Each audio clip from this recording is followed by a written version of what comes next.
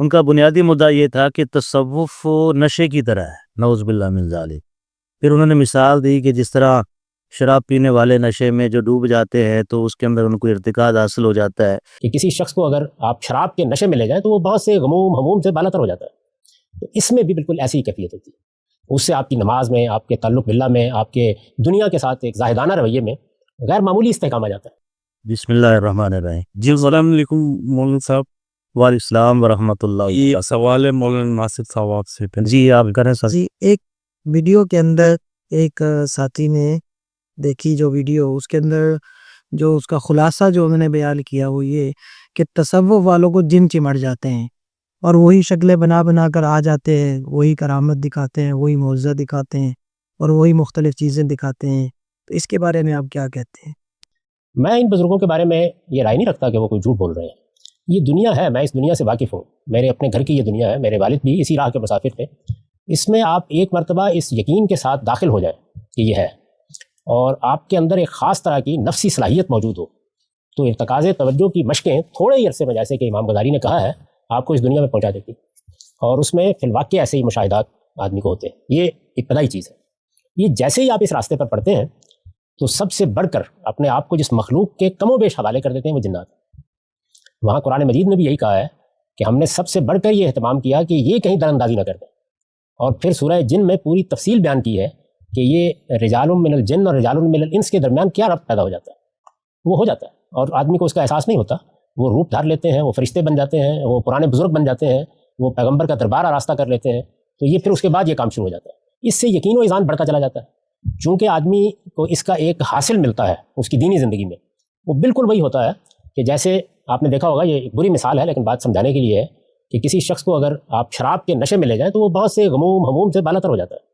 تو اس میں بھی بالکل ایسی ہی کیفیت ہوتی ہے۔ اس سے آپ کی نماز میں، آپ کے تعلق باللہ میں، آپ کے دنیا کے ساتھ ایک زاہدانہ رویے میں غیر معمولی استحکام آ جاتا ہے،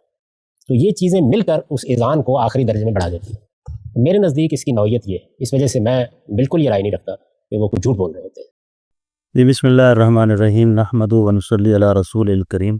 یہ ویڈیو میں نے اس اسلامی اسکالر کی میں نے بھی دیکھی ہے، انہوں سے اصل میں سوال کیا گیا کہ تصوف اور اسلام میں کیا فرق ہے، تو انہوں نے عجیب و غریب تعویلات کی، ان کی بات میں کوئی جوڑ نہیں تھا، ادھر ادھر کی بس وہ کہتے رہے۔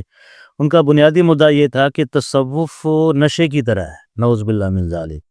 پھر انہوں نے مثال دی کہ جس طرح شراب پینے والے نشے میں جو ڈوب جاتے ہیں تو اس کے اندر ان کو ارتکاز حاصل ہو جاتا ہے، بالکل جو تصوف کی لہر اختیار کرتے ہیں وہ بھی گویا کہ ارتکاز کی قوت کی وجہ سے ان کو ایک غلبہ ہو جاتا ہے، تو لہذا اس کا اسلام سے کوئی تعلق نہیں ہے، دین سے کوئی تعلق نہیں ہے، اور بھی بڑی لمبی چوڑی گفتگو کرتے رہے۔ تو اس کا جواب اصل میں یہ ہے کہ یہ حضرت بات کو سمجھے نہیں ہے۔ اب تصوف کو سمجھنے کے لیے ضروری ہے کہ تصوف آیا قرآن اور حدیث سے ثابت ہے یا نہیں ہے، تو اس کے لیے آپ پہلے پورے دین کو اگر کسی عنوان دینا چاہیں تو وہ 5 عنوان بنتے ہیں کہ دین اسلام شریعت مطہرہ اصل میں نام ہے عقائد کا، اعمال کا، عبادات کا، معاملات کا، معاشرت کا، اور تصحیح نیت کا۔ میں پھر دوہرا دیتا ہوں کہ اسلام کا جو خلاصہ ہے یا شریعت مطہرہ کا جو خلاصہ ہے، یا جو اللہ تعالیٰ نے حضور نبی کریم صلی اللہ علیہ وسلم کے ذریعے دین اسلام کو تکمیل فرمائی اور اس دین کو دنیا میں جو جاری فرمایا ہے، اس کے 5 بڑے عنوانات بنا لیں آپ۔ نمبر 1 عقائد، اس کے بعد عبادات، عبادات کے بعد معاملات، معاملات کے بعد معاشرت، معاشرت کے بعد ہے اخلاص، تصحیح نیت، فضائل کہہ لیں اس کو یا تصوف کہہ لیں اس کو، اور یہ سب قرآن اور حدیث سے ثابت ہے۔ اب انہوں نے حضرت نے جو مثال دی ہے کہ تصوف ایک الگ لائن ہے، جو تصوف کی لائن میں جاتا ہے تو اس کو جنات اس کے چمٹ جاتے ہیں، جنات ہی شکلیں بنا کر آتے ہیں، وہی فرشتے بن کر آ جاتے ہیں اور اس کو دوسری پٹڑی پر چڑھا دیتے ہیں۔ تو میرا ان سے سوال ہے کہ تصوف ایک آدمی ہے جو تصوف کی لائن میں نہیں تھا، تو وہ نمازیں بھی پوری نہیں پڑھ رہا تھا، روزے بھی نہیں رکھتا تھا، ذکر اذکار بھی نہیں کرتا تھا، پھر اللہ نے اس کو توفیق دی، کسی ولی اللہ کے ہاتھ پر بیعت ہوا اور تصوف کی لائن میں داخل ہوا، ذکر اذکار اس نے شروع کروائے، تو وہ آدمی جو نمازیں نہیں پڑھ رہا تھا 5 وقت کی نمازیں پڑھنے لگ گیا،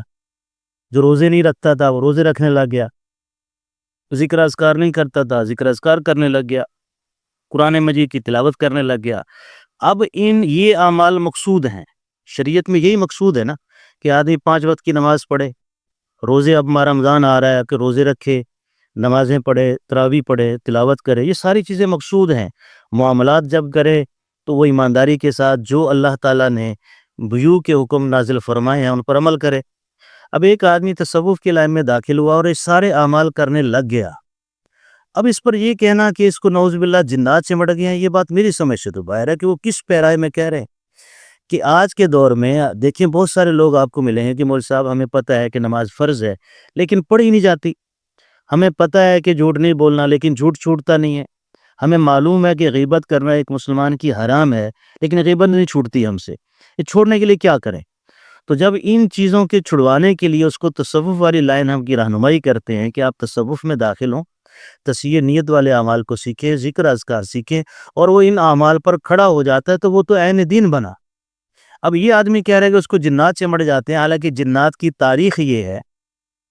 قرآن مجید میں بھی دیکھیں نا کہ اللہ تعالیٰ فرماتے ہیں کہ اعوذ باللہ من الشیطان الرجیم بسم اللہ الرحمن الرحیم وما کفر سلیمان ولکن الشیاطین کفروا یعلمون الناس السحر، کہ سلیمان علیہ السلام نے جادو نہیں کیا، انہوں نے کفر نہیں کیا، بلکہ یہ شیاطین اور جنات تھے جو لوگوں کو جادو سکھاتے تھے اور کفر کرتے تھے۔ اب جنات کا کام تو یہ ہے کہ وہ لوگوں کو دین سے ہٹاتے ہیں، دین سے ہٹاتے ہیں۔ ہر وہ آدمی جس کے ساتھ جنات چمٹیں گے، اس کے دوست بنیں گے، تو اس کو دین پر برقرار نہیں رہنے دیں گے۔ تو اس مذہبی اسکالر کی یہ بات مجھے بڑی عجیب لگی کہ تصوف کی لائن میں آنے سے اس کو جنات چمٹ جاتے ہیں، کہ آپ کی بات تب ویلڈ ہو، تب ہم اس کو محقق مانیں گے کہ جب وہ آدمی جو تصوف میں گیا جنات اس کو چمٹ گئے، اب جنات اس کو دینی اعمال تو نہیں کرنے دیں گے، وہ تو اس کو کفر والی لائن پر لے جائیں گے، وہ تو اس کو بدعات کی طرف لے جائیں گے، اس سے دین چھڑوانے کی کوشش کریں گے۔ تو یہ تال میل مجھے سمجھ نہیں آیا، واللہ علم ان کو کون اسلامی اسکالر کہتا ہے کہ اتنی سی بات بھی ان کو نہیں پتا۔ اور پھر میں نے ان کی پوری ویڈیو دیکھی، آگے چلتے چلتے ایک جگہ کہتے ہیں کہ ابھی تو انہوں نے اس مقام پر پہنچنا ہے کہ جو حضرت سلیمان علیہ السلام کے جو وزیر تھا آصف بن برقیہ، وہ بلقیس کا تخت لے کر آ گیا تھا، اتنا کچھ بھی تصوف میں ہو جاتا ہے۔ تو ان کی اپنی بات کے اندر بہت بڑا تضاد ہے، یعنی یہ مانتے ہیں کہ تصوف والوں سے، وہ صاحب شریعت ہو، اس سے جو خرق عادت کام ہوتا ہے وہ کرامت ہوتی ہے، اور کرامت کتاب اللہ سے ثابت ہے کرامت۔ لیکن یہ شخص جو ہے وہ اس کا بھی انکار کرتے ہیں کہ ابھی تو صوفیوں نے اس مقام پر پہنچنا ہے کہ جب وہ پلک جھپکتے جو ہے وہ بلقیس جیسے تخت کو لے آئیں۔ تو لہٰذا جو ہے تصوف کو جنات کے ساتھ جوڑنا اور شیاطین کے ساتھ جوڑنا یہ بہت بڑی ایک جرأت ہے ان آدمی کی، اور وہ آدمی صحیح معنوں میں اسکالر ہی نہیں ہے، واللہ علم وہ کیا ہے۔ ورنہ حقیقت میں تصوف کا نچوڑ جو ہے وہ شیخ الحدیث مولانا زکریا رحمۃ اللہ علیہ فرماتے ہیں کہ تصحیح نیت کا نام تصوف ہے، اور قرآن مجید میں اور احادیث مبارکہ میں جگہ جگہ یہ چیزیں موجود ہیں کہ اللہ کی رضا کے لیے سارے کام کرنے ہیں، خلوص کے ساتھ کرنے ہیں۔ حدیث میں آتا ہے کہ جس آدمی کے دل میں رائی کے برابر بھی تکبر ہوگا وہ جنت کی خوشبو بھی نہیں سونگھ سکے گا۔ اب یہ تکبر نکلتا ہے کہ آدمی کا تصوف سے اللہ کا ذکر کرتا ہے، اس کے اندر عاجزی آتی ہے، انکساری آتی ہے، خشیت آتی ہے، تقوی آتا ہے، طہارت آتی ہے۔ تو جو مقصود ہے وہ تصوف نے اس کو مقصود تک پہنچا دیا،